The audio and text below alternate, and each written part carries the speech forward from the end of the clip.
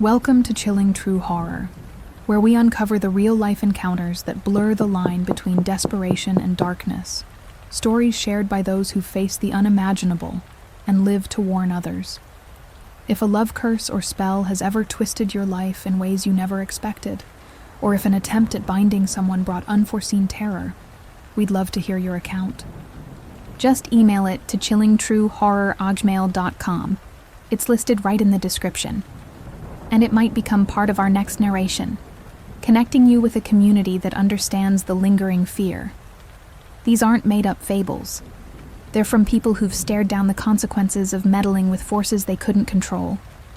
Tonight, we're exploring 3 real tales of love curses gone wrong, pulled from survivors who've paid the price for trying to force fate. If the very idea of these backfiring rituals already has you second-guessing old heartbreaks, why not tap that like button to signal you're braced for the revelations, and subscribe to lock in your spot for more uncovers of the hidden horrors around us. Now, let's move on to our first story, a harrowing dive into how a seemingly spiritual haven can morph into a nightmare of control and exploitation, drawn from the accounts of those who've broken free. It's titled, The Shadowed Covenant. This tale is rooted in the real experiences of a woman I'll call Rebecca, who shared her story in survivor memoirs and online forums after escaping a cult in the 1970s that operated across the US and parts of South America, blending twisted religious teachings with manipulation that scarred generations. Rebecca was just 18 when it all began, fresh out of high school in a small town in Texas, where the summers were scorching and the days dragged on with the hum of cicadas and the scent of dry earth baking under the sun. She lived with her parents in a modest ranch-style house, the kind with a chain-link fence around a yard dotted with pecan trees, her room plastered with posters of rock bands and dream catchers she'd made in art class. Life felt stagnant. Her dad worked long hours at an oil refinery, coming home smelling of grease and sweat, his hands rough from tools, while her mom managed the household with quiet resignation, baking pies for church potlucks and nagging Rebecca about finding a job or going to college. Rebecca dreamed of something more: adventure, purpose, a way out of the routine that made her feel trapped, like the world was passing her by while she flipped burgers at the local diner, the fryer grease clinging to her clothes and hair long after her shift ended. It started innocently enough one afternoon at the diner, the bells jingling as a group of young people walked in, laughing and chatting with an energy that lit up the room.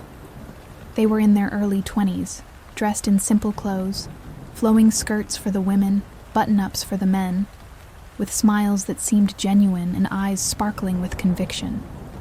They ordered milkshakes and fries, sharing a table in the corner where the vinyl booths were cracked from years of use, and one of them, a guy named Aaron with sun-bleached hair and a gentle voice, struck up a conversation with Rebecca as she refilled their waters.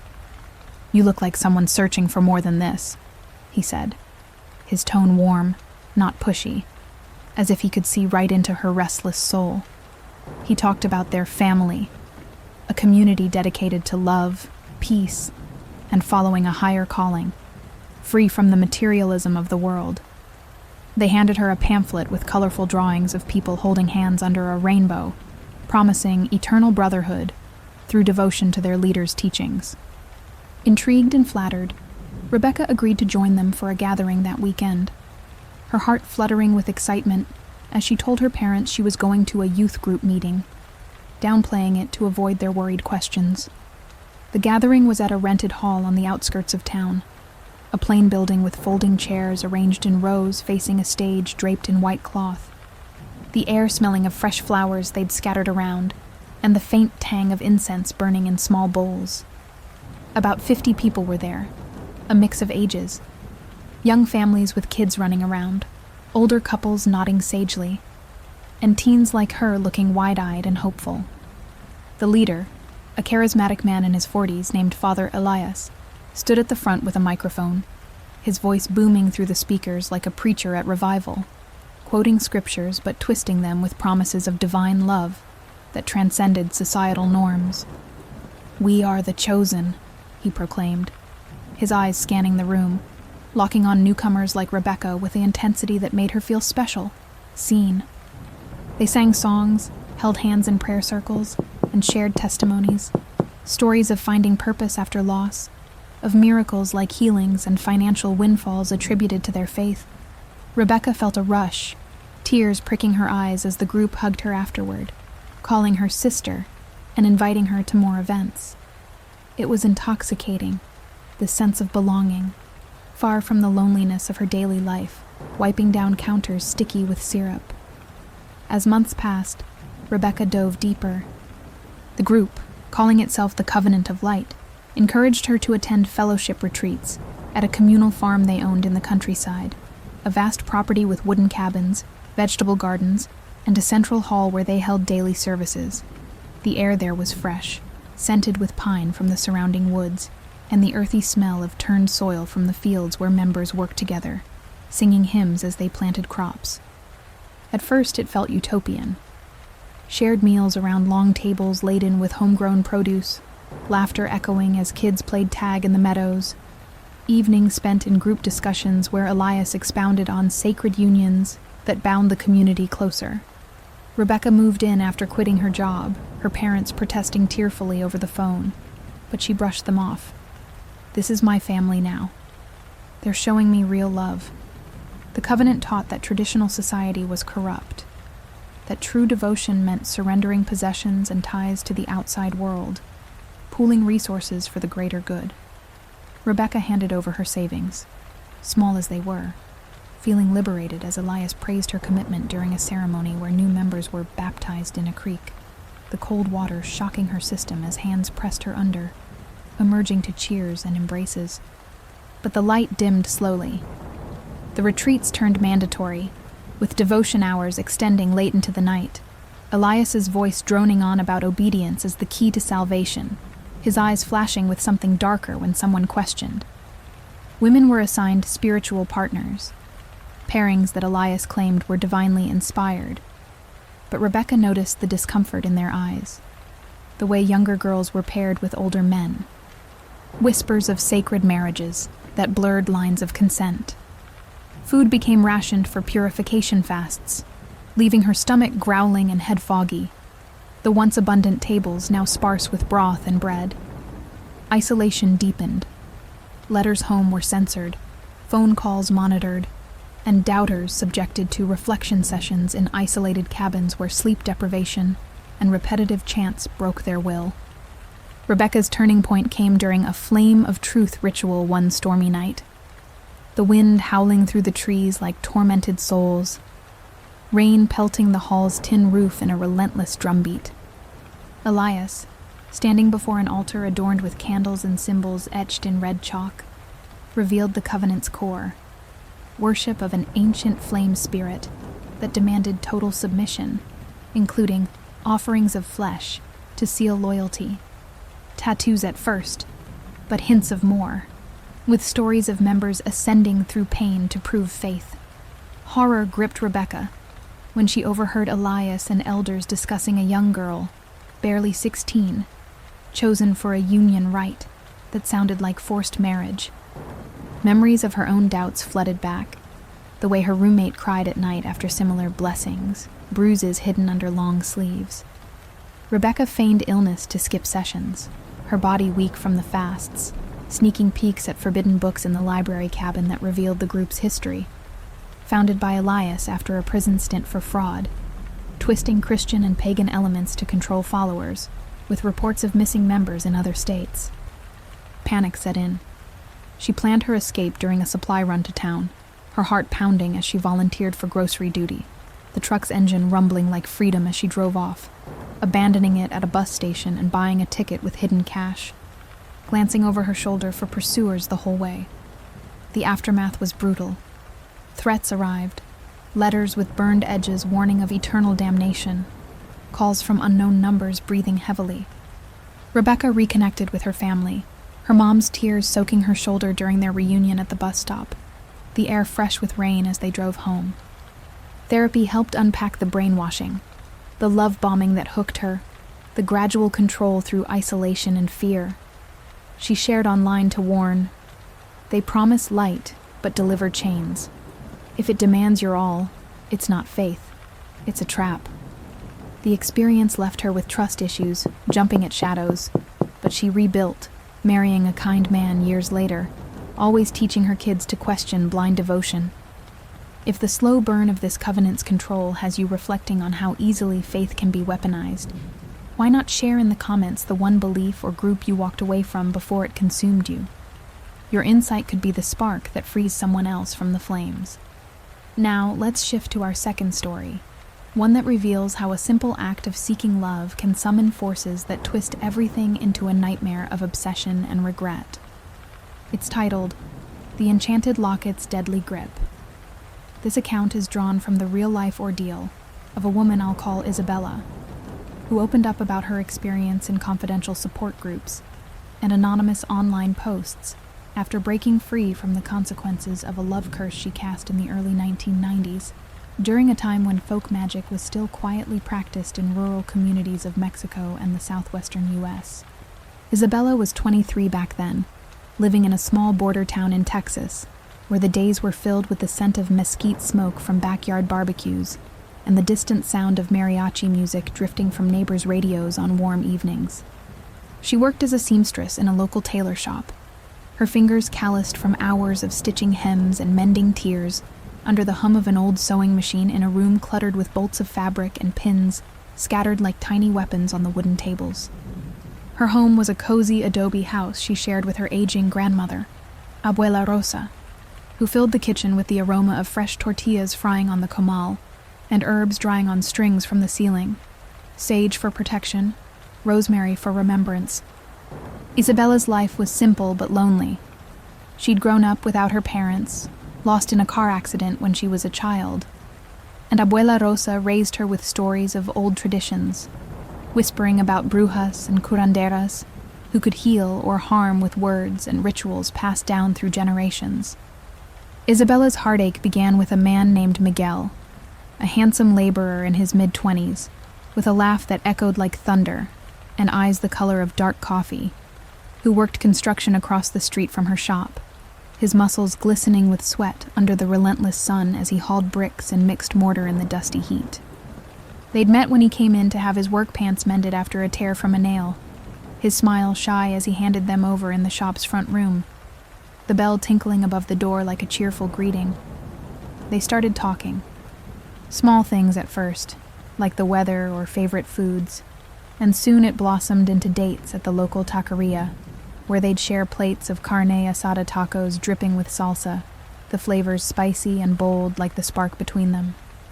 Miguel was kind, bringing her wildflowers picked from the roadside, their petals wilting slightly in the heat, but beautiful in their simplicity, and whispering promises of a future together as they walked hand in hand along the riverbank at sunset, the water murmuring softly over rocks. But after a few months, Miguel grew distant, his calls less frequent, his excuses piling up like unpaid bills. Work was busy, family issues, the usual lines that masked the truth. Isabella's heart ached, her nights spent tossing on her lumpy mattress in the small bedroom with walls painted a faded yellow, listening to Abuela Rosa's snores from the next room, and wondering what she'd done wrong.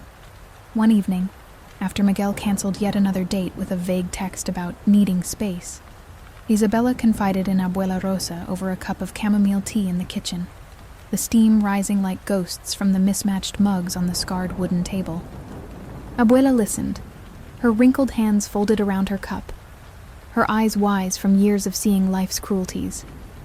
"Mi hija, sometimes the heart needs a little push," she said, her voice a soft rasp from decades of storytelling. "But be careful. What you bind can bind you back." Abuela had always dabbled in the old ways, curing headaches with herbal poultices and warding off evil eyes with salt circles around the house.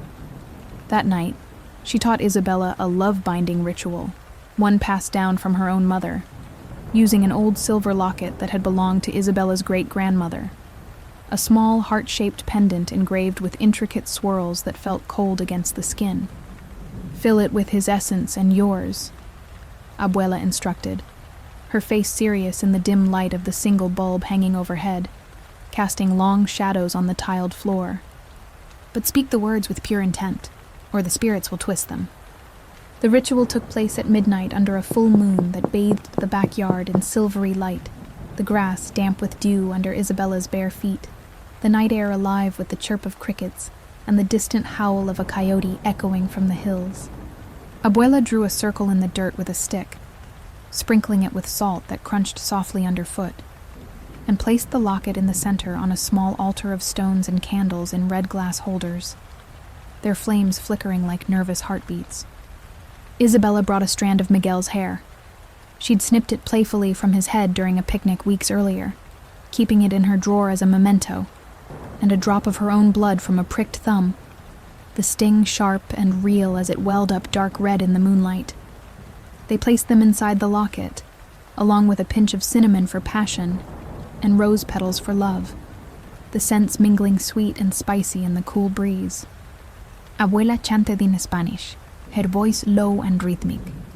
Por el poder de la luna y las estrellas, une estos corazones en eterno lazo, que su amor sea mío, que su voluntad se doblegue, hasta que el sol se apague. Isabella repeated the words, her voice trembling at first but gaining strength, feeling a warmth spread through her chest as the locket seemed to pulse in her hand, the metal growing hot against her palm. They buried it under a rosebush in the garden, the thorns pricking Isabella's fingers as she dug the hole, the earth soft and loamy, whispering Miguel's name 3 times as she covered it. At first it seemed to work like a charm. The next day, Miguel showed up at the shop with flowers. Roses, ironically, their petals velvety red and fragrant, apologizing profusely in the front room, his eyes earnest as he took her hands over the counter, the other customers glancing curiously. I don't know what came over me, Isabella. I couldn't stop thinking about you. Let's start fresh. They reconciled that night over dinner at her house, Abuela Rosa smiling knowingly as she served enchiladas steaming with cheese and sauce in the kitchen, the family table feeling whole for the first time in months. Miguel was attentive, affectionate, calling every day from work, his voice warm over the phone line crackling with static, bringing small gifts like chocolate bars or a necklace that matched the locket style. Isabella's heart soared. She wore the locket around her neck, feeling its weight like a talisman of their renewed love, the silver cool against her skin as she sewed under the shop's lights. But soon, the binding showed its teeth. Miguel became clingy, his calls turning obsessive. Where was she? Who was she talking to? Why was she late from work? He'd show up unannounced, his truck pulling up with a screech of tires, his face flushed as he questioned her about male customers in the shop, his grip on her arm tight enough to leave marks she hid with long sleeves. I can't stand being away from you, he'd say, his eyes wild with a desperation that wasn't there before, his breath hot against her ear as they argued in the living room, the TV muted in the background showing some soap opera that mirrored their drama. Isabella brushed it off as passion at first, but then the nightmares started, for both of them. Miguel would wake screaming about chains pulling him down, his body drenched in sweat on the sheets that smelled of his cologne and fear, while Isabella dreamed of the locket coming alive, its chain wrapping around her neck like a noose, squeezing until she gasped for air. Abuela Rosa noticed the change, her face wrinkling with worry over breakfast in the kitchen, the sun streaming through the window, highlighting the dust motes dancing in the air. What have you done, mijija? The spirits are angry. You forced love, and love can't be forced without cost. The curse escalated when Miguel's health declined. He started complaining of chest pains, doubling over during dinner, his face pale as he clutched at his heart, the same spot where the locket rested against Isabella's skin. Doctors found nothing wrong, tests came back clean, but he wasted away, his once strong frame thinning, his appetite gone as if something was eating him from inside. Isabella's daughters. Wait, in this story, Isabella didn't have kids, but her younger cousin who lived with them began acting strange, drawing pictures of the heart monster with red crayons in the living room, her small hands smudged with color. The house felt oppressed. The rose bush where the locket was buried withered overnight, its petals falling black and rotten, the thorns sharper than before, pricking anyone who came near. One night, during a storm that rattled the windows with wind and rain lashing like whips. Miguel collapsed, his body convulsing on the floor, foaming at the mouth as he muttered, "Release me," in a voice that wasn't his, deep and raspy like gravel. Terrified, Isabella confessed to Abuela Rosa, digging up the locket in the pouring rain, the mud slick under her knees, lightning flashing to reveal the chain tangled in roots that seemed to pulse like veins. They performed a reversal in the kitchen, the locket placed in a bowl of salt water under the moon's faint glow through the clouds. Abuela chanting prayers to Santa Muerte for mercy, her voice quavering as she sprinkled holy water from the church, the drops sizzling on the metal like acid. "Break the bond, return the harm to the void," she intoned, smashing the locket with a hammer, the silver shattering with a crack that echoed like thunder. Miguel recovered slowly, but their love was shattered. He left town, whispering about demons in her eyes, his truck kicking up dust as he drove away forever.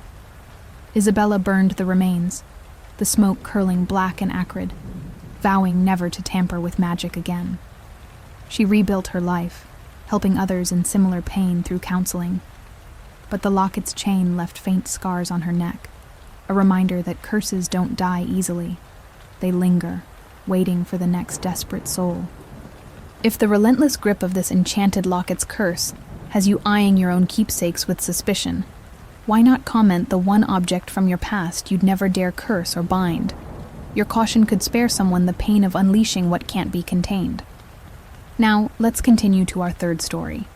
A gripping look at how a promise of brotherhood and strength can hide a blaze of destruction, based on the accounts of those who fled the fire. It's titled The Brotherhood of Eternal Flame.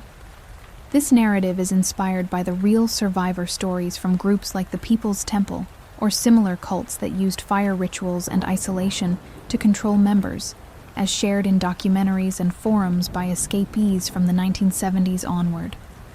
The details are drawn from anonymous testimonies to protect identities, but the core events reflect the manipulation and terror many endured. Back in the mid-1970s, in a dusty town in Northern California where the summers baked the earth dry and the winters brought chilling fog rolling in from the coast, a young man named Lucas, I've changed names for safety, was searching for meaning after a string of hardships that left him feeling like life had dealt him a losing hand. Lucas was 24, working as a farmhand on a sprawling ranch, his days filled with the scent of hay and manure, his back aching from heaving bales under the relentless sun that beat down on the golden fields stretching to the horizon. He lived in a rundown trailer park on the edge of town, the kind with gravel lots and chain-link fences rattling in the wind, his unit a cramped space with a leaky roof that dripped during rainstorms, staining the ceiling yellow like old tobacco.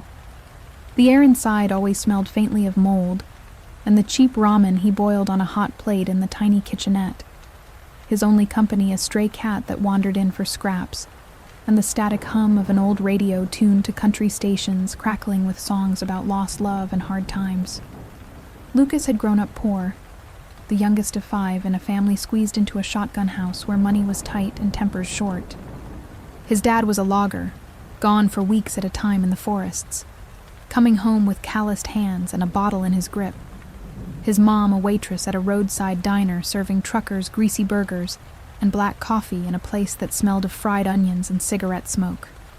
School was a struggle for Lucas. He dropped out at 16 to help pay bills, his dreams of college fading like the morning mist over the fields. By his early 20s, he'd lost his older brother in a car wreck on a slick road after a storm, the news hitting like a punch to the gut during a family dinner where the table fell silent, forks clattering against plates. Grief weighed heavy, and Lucas started hanging out at local bars, the dim lights and haze of smoke offering temporary escape, but waking up with hangovers that pounded like hammers in his skull, regretting the money spent on shots that burned going down. He felt adrift, questioning why life seemed to kick him when he was down. His nights spent staring at the trailer's ceiling, listening to the wind whistle through cracks in the walls.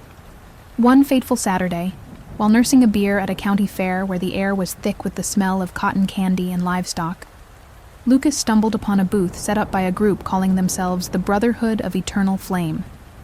The booth was simple, a table draped in red cloth with pamphlets stacked neatly, a small brazier flickering with a contained fire that cast warm glows on the faces of the men manning it. They were clean-cut, in matching white shirts with a flame emblem embroidered on the pockets, smiling broadly as they handed out flyers promising brotherhood, purpose, and the fire to forge a new life. One of them, a man named Brother Caleb in his 30s with a firm jaw and eyes that locked onto yours like he truly cared, struck up a conversation. Looking for something more, friend? We all are. Come to our gathering tonight. Good food, good talk, and a path to strength. Lucas, intrigued by the promise of community after feeling so alone, agreed, driving his rusty pickup to the barn that evening, the gravel crunching under tires as he parked among other vehicles, the sunset painting the sky in oranges and reds like a warning he ignored. The barn was alive with energy, wooden beams strung with lights that twinkled like stars, long tables groaning under platters of barbecue ribs glistening with sauce, corn on the cob buttered and salted, and pies with flaky crusts that smelled of cinnamon and home. About 60 men were there, laughing and sharing stories, the air filled with the savory scent of smoked meat and fresh bread. The leader, Father Harlan, a charismatic figure in his 50s with a voice like rolling thunder and a presence that commanded the room, stood on a makeshift stage, welcoming everyone with arms outstretched. Brothers, the eternal flame burns within us all. Join us, and let it ignite your true potential. The evening included games, songs around a bonfire where the flames crackled and popped, sending sparks skyward, and testimonials from members about how the Brotherhood had turned their lives around. Jobs found, addictions conquered, families strengthened. Lucas felt a spark, that long-lost sense of belonging, as men clapped him on the back and called him brother, their handshakes firm and their eyes sincere. He started attending weekly, the drives becoming a ritual, the barn's lights a beacon in the night. The group taught flame principles, discipline through shared labor, loyalty to the Brotherhood, and rituals to purify the soul. At first, it was empowering. Group workouts at dawn on the farm, muscles burning as they chopped wood in the crisp morning air scented with pine. Building bonds through sweat and stories shared over coffee in the communal kitchen, the pots percolating with a rich aroma that warmed the soul. Lucas quit drinking, feeling clearer, and even sent money home to his mom, inspired by the emphasis on providing for the Flames family. But as he got deeper, invited to inner flame sessions at Harlan's private ranch, a vast property with cabins hidden in the woods, the air thick with the smell of campfire smoke, the truth emerged. The Brotherhood worshipped a divine flame, an entity they believed granted power through obedience, with rituals involving firewalks where the coals glowed red-hot under bare feet, the heat searing as a test of faith. Demands escalated, tithing wages to the flame fund, cutting ties with extinguishers, anyone outside the group. Lucas's mom called worried when he missed holidays, her voice cracking over the phone. "Son, you're changing. Come home." But Harlan dismissed it. The flame tests us. True brothers endure. Isolation deepened. Members who doubted faced reignition rites. Solitary confinement in dark sheds with no food. Only chants played on loop through speakers, breaking minds with sleep deprivation until they rekindled loyalty. Lucas's breaking point came during a supreme flame ceremony on a stormy night. Wind howling through the trees like anguished cries, rain pounding the barn roof in a relentless rhythm. Harlan, robes billowing, revealed the sect's core, human offerings to the flame for eternal power. First symbolic, but hints of literal sacrifices, with stories of ascended brothers who fed the fire in remote rituals. Lucas saw a fellow member, a quiet guy named Tom, led bound to an altar, his pleas drowned by chants as the fire roared higher. Horror overwhelmed him. He faked devotion that night, his heart racing as he lay awake in the dorm, snores masking his plans. At dawn, he slipped out, running through mud-slick fields, thorns tearing his clothes, the ranch fading like a bad dream. He hitchhiked home, collapsing at his mom's door, her embrace warm as she bandaged his blistered feet. Threats followed, burned letters warning of the flames' wrath, calls with crackling fire sounds. Police raided the ranch after anonymous tips, finding evidence of fraud and abuse. Harlan arrested, but the group scattering like embers in wind. Therapy unpacked the brainwashing, recruitment of the lost, gradual control, fear of leaving. Lucas shared online, "They ignite your hope, then burn your soul. If it demands everything, run." The experience left him with burned scars from rituals and nightmares of flames, but he rebuilt, marrying and starting a family, always extinguishing candles before bed, the smell of smoke triggering panic. If the blazing deception of this brotherhood has you vigilant about groups that demand too much, why not comment the one promise that sounded too good to be true and how you saw through it? Your discernment could extinguish the spark for someone before it becomes an inferno. Now, let's wrap up with our final reflections on these harrowing dives into the world of evil sects, where promises of light and belonging masked cages of fear and manipulation that nearly consumed those who sought solace.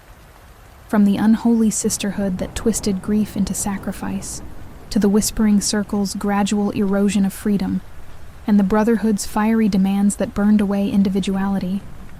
These real survivor stories highlight how vulnerability can be exploited, turning communities into prisons of the soul.